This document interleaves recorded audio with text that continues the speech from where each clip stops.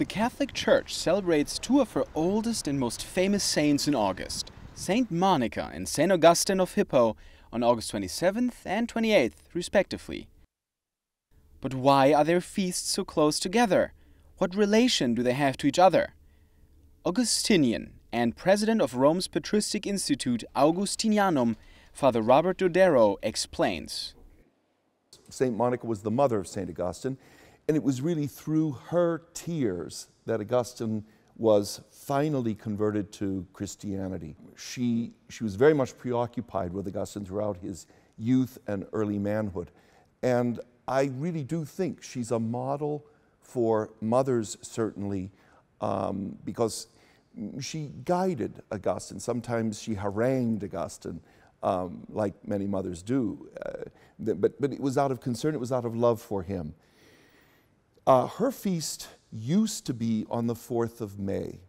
But after the Second Vatican Council, it was Pope Paul VI himself who decided to place her feast, to move her feast to August 27th, the day before the Feast of St. Augustine, so that the two could be remembered together in the Universal Church.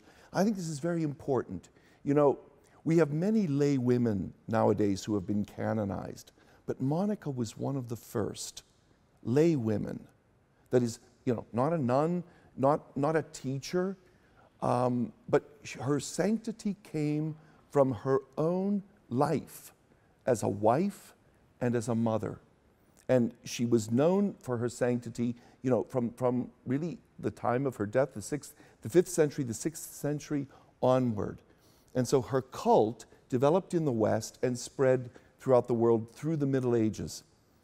So I think it's interesting that Paul VI decided to place her feast next to Augustine so that the relationship between the two, mother and son, would speak more loudly, you know, throughout the Universal Church. The Church considers St. Augustine as the main influence of Western philosophy and theology in the Patristic era. His importance never waned. The center of his theology is more current than ever and applicable to our time. I think the search for God.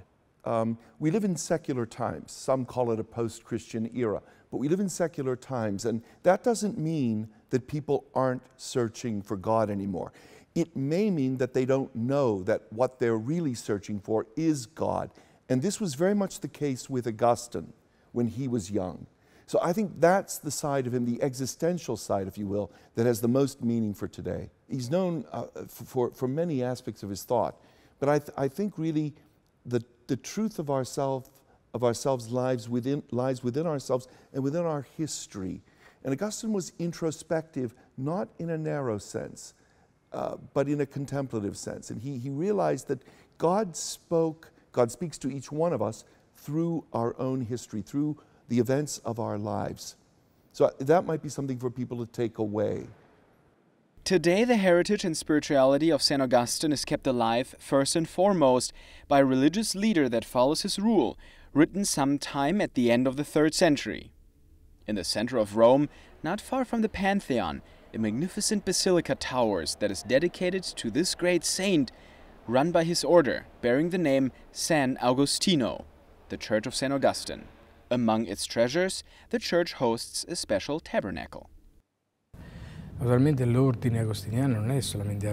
Augustinian order is naturally not just in Rome, but spread out all over the world. And therefore, all nations where the Augustinians are present wanted to symbolically represent the unity of the order around the true sign of unity, the Eucharist.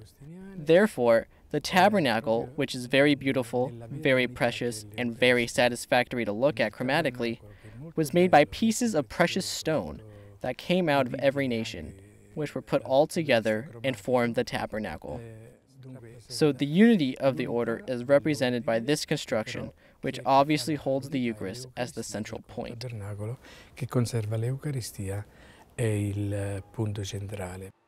Most famous is nonetheless a statue of the Virgin Mary, the Madonna del Porto, connected to popular devotion among the Romans.